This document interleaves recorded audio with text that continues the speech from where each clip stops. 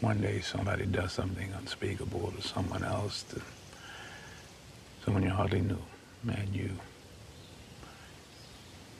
do something about it because you can. We get this story from VTDigger.com, the Vermont Digger. Former Hinesberg Police Chief Anthony Cambridge is under scrutiny by town and police officials for deleting police security footage and shredding documents in the days leading up to his departure, according to internal communications. What the hell? Shred everything. Cambridge announced in early January he would be resigning to become chief of the neighboring Richmond Police Department. Over the past 2 years, he had been serving as the police chief for both Hinesburg and Richmond under intermunicipal agreement between the two towns. Richmond paid Hinesburg an annual fee for contracted police and police chief services. In the days and weeks following that announcement, town and police officials began discussing a number of concerns about Cambridge's behavior, detailed in emails, letters, and text messages obtained by the VT Digger. In an email exchange on January 26th of this year, Frank Bryan, a Hinesburg police officer who's taken over as interim police chief, and town manager Todd Odit confirmed that Cambridge had deleted 4 days' worth of security footage in the department headquarters on January 22nd, one day prior to his final day in the department. A review of the system log, Odit wrote to Brian, had revealed that Cambridge had changed the retention time on the camera system just after 11 p.m. that day. Brian, in a January 26th email to Odit, also said Cambridge was shredding a lot of paper when he was cleaning out his office, according to records. Brian declined to comment for this story. Now, Cambridge, in an emailed statement Monday, said he was disturbed by the smear campaign taking place in Hinesburg and defended steps he'd taken in the lead up to his departure. He said he'd shredded documents because they contained personal information about members of our community and noted that he'd done so in the middle of the common room with other officers present.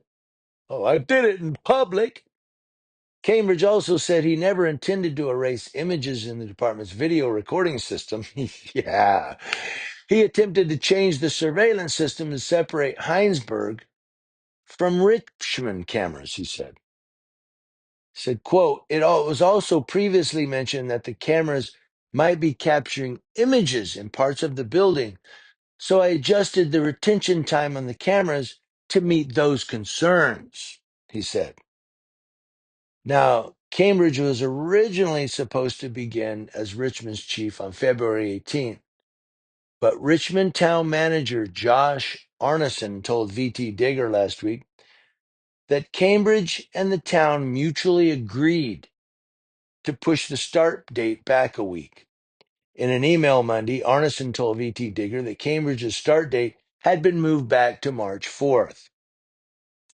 Arneson declined to elaborate on why, citing personnel matters, and when asked about his start date, Cambridge said he and the town just pushed it forward for now, but declined to comment further. Originally from New Jersey, Cambridge joined the Hinesburg Police Department in 2013 and became its chief in 2019. In January, Cambridge announced he would take on the role of Richmond police chief, essentially switching the arrangement between the two towns. Hinesburg would then contract with Richmond for its police chief services. Maybe it was the other way around before. Cambridge notified Odit of his resignation on January 8th and said he would stay on until February 17th. But on January 23rd, he emailed Odit to tell him he would be resigning that day. Quote, please direct any further communication to my attorney, Pietro Lynn, he wrote to Odit.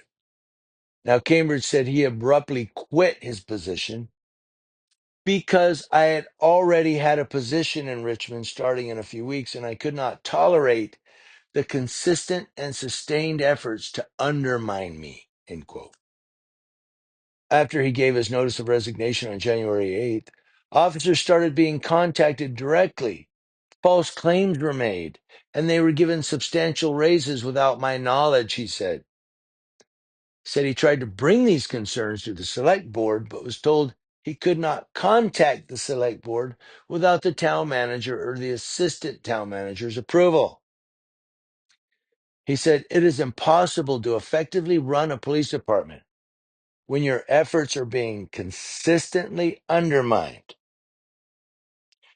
Now, Cambridge's abrupt departure followed a flurry of concerned communication between Odit and police department employees.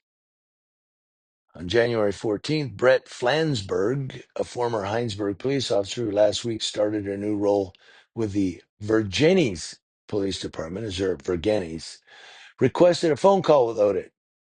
The two met in person. Afterwards, Flansburgh texted Odit that Cambridge found Flansburgh in the back parking lot and asked me why I was in your office so long. And this goes back to every time I talk about something with someone, he immediately knows or brings it up right after, said Flansburgh. And then he said, just odd. Now, Odit and Flansburgh continue their correspondence over several days prior to Cambridge's departure, with Odit asking Flansburgh not to worry about yourself about all of this. Odit said, I'm concerned about your well-being. He wrote that to Flansburgh and said, progress is happening. It will be slow, but please hang on. You are appreciated. Flansburgh declined to comment when reached by the VT digger. And then it goes down from there. I'm not going to read anymore. It's pretty lengthy. It is lengthy, but it goes down from there. And bottom line, this guy who's the police chief, I guess, of two towns, and then is going to this other town, decides, hey, I need to shred some stuff. It's got personal information. Sure, we believe you. Shred everything.